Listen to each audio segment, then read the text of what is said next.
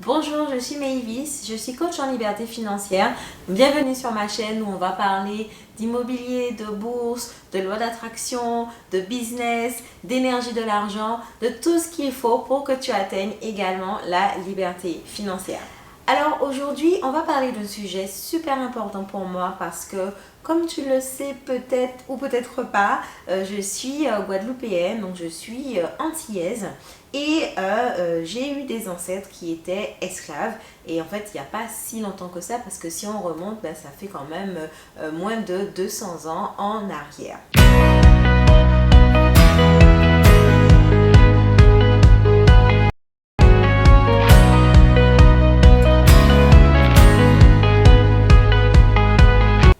Donc le sujet de cette vidéo, le titre de cette vidéo, c'est « Deviens riche pour abolir l'esclavage ». Et tu vas te dire, mais Maëvis, comment ça, l'esclavage est déjà aboli? Pourquoi tu nous parles de « Deviens riche pour abolir l'esclavage » comme s'il n'était pas encore aboli?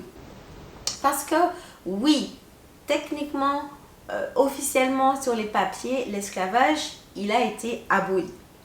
Mais le truc, c'est que quand tu te formes en spiritualité, en énergie de l'argent, tu comprends qu'en fait, on est dans un monde, on a l'impression qu'on est dans un monde matériel, mais en fait, on est dans un monde où tout est énergie. En particulier, l'argent, c'est une énergie.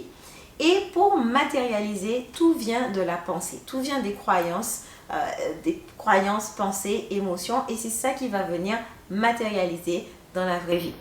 Donc, pour te donner un exemple, si tu penses que tu ne mérites pas d'être riche, si tu penses que tu es nul, si tu penses que tu es un bon à rien, etc., tu vas pas, si c'est ce que tu penses, si c'est ça tes croyances profondes, eh bien c'est ces émotions-là que tu vas avoir, donc des émotions d'échec, des émotions de peur, des émotions de manque, et en fait, c'est ce que tu vas attirer matériellement dans ta vie. Si on parle des finances, parce que c'est quand même le sujet de cette chaîne. Donc, si tu as, au niveau de tes finances, si tu as des pensées comme « Ah non, mais je ne suis pas faite pour être riche. Ah, mais si j'ai beaucoup d'argent, je ne pourrais pas gérer. De toute façon, dans ma famille, personne n'a été riche. Pourquoi je pense que moi, je vais être riche demain, etc. » Si tu as ce genre de pensée-là, eh bien, en fait, c'est ce que tu vas matérialiser dans la vraie vie et c'est ce que tu vas attirer parce que l'argent est énergie. Donc, ça va venir s'aligner sur ce que tu penses. Et comme tu penses, tu vas vibrer bas financièrement, du coup, tu ne vas pas attirer beaucoup d'argent. Du coup, quel est le rapport avec l'esclavage? Donc, je ne vais pas revenir sur ce que c'est l'esclavage. Je pense que tu sais qu'est-ce qui s'est passé durant l'esclavage.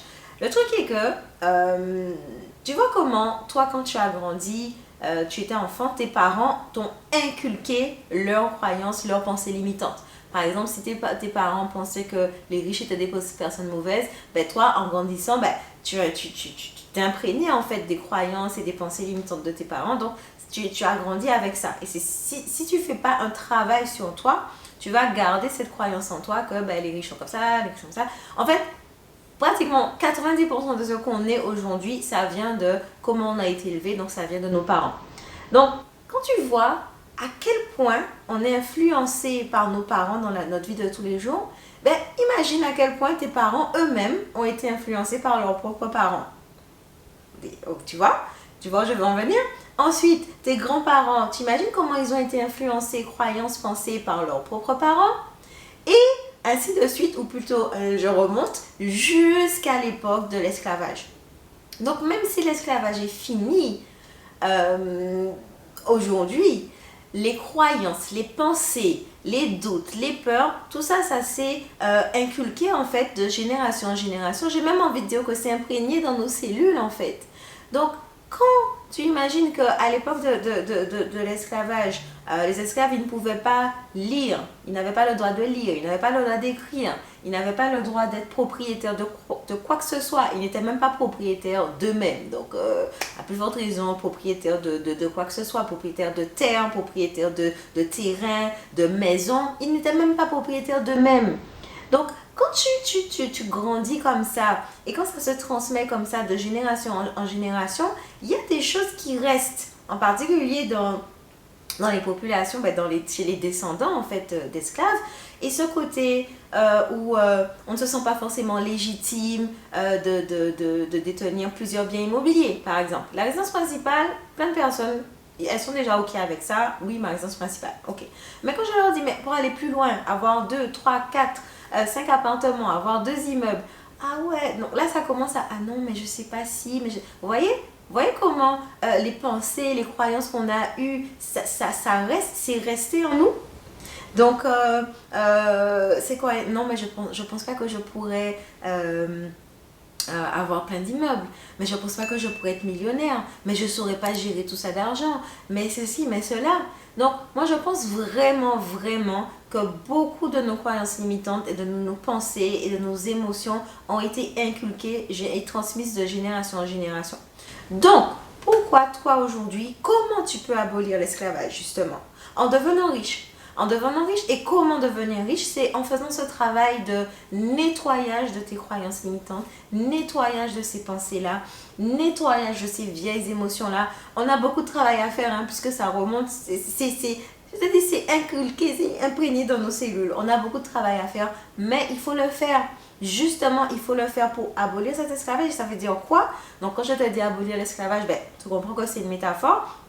C'est abolir ça, ça veut dire ne plus inculquer ça à nos enfants. Ne plus inculquer ces pensées, ces croyances de « Ah, mais je ne peux pas. Ah, mais je ne suis pas capable. Mais qui je suis pour faire ça? Qui je suis pour investir en bourse? Qui je suis pour investir en immobilier? Qui je suis pour détenir plusieurs biens immobiliers? Qui je suis... voilà, vous voyez ce genre de pensée-là? Ça doit s'arrêter avec nous. On ne doit pas laisser ça, ces croyances-là pour nos enfants. Même si nous, nos parents nous les ont inculqués, ce n'était pas de leur faute, ils n'avaient pas YouTube pour voir ce genre de vidéos-là aujourd'hui. Mais nous, ça peut s'arrêter avec nous aujourd'hui. Donc, fais ce travail de nettoyage de tes croyances, fais ce travail d'affirmation, fais ce travail d'introspection en toi pour comprendre que tu as de la valeur, tu peux réussir, tu peux atteindre tous les objectifs financiers que tu t'es fixé, tu peux investir en immobilier, tu peux investir en bourse, tu peux réussir en business. Il y a plein d'autres personnes comme toi qui te ressemblent, qui l'ont fait, donc tu peux le faire également parce que de la même façon que tu as deux mains, 2 pieds, un cerveau, tu es aussi compétent que... Et je te dis, c'est pas une histoire de compétences. Les compétences, ça s'apprend. Tu prends un livre, tu apprends comment investir en bourse. Tu prends une formation, tu apprends comment investir en immobilier. Tu rejoins mon académie, tu apprends comment investir. Mais le plus important, c'est ce travail de croyance profonde en toi-même, de confiance en toi. Et ça, tu dois faire ce travail-là. Et une fois que tu auras ça, que tu auras cette confiance en toi, tu pourras, comment dire, sky is the limit. Et c'est aussi ça que j'apprends à mes membres, à mes élèves dans l'Académie Wantizi. On ne travaille pas que sur le technique, on ne travaille pas que sur la bourse, l'immobilier et le business et les finances. On travaille également sur tout ce qui est énergie de l'argent. Comment t'aligner énergétiquement avec la vibration de l'abondance, de la richesse. Et ça, justement pour les descendants d'esclaves, c'est un gros travail d'introspection à faire, de nettoyage, de guérison des traumas financiers et des blocages financiers qu'on a eu et qui nous ont été inculqués. Donc voilà, donc c'est tout pour la vidéo d'aujourd'hui. Je te souhaite une bonne journée et je te dis à jeudi prochain pour la prochaine vidéo.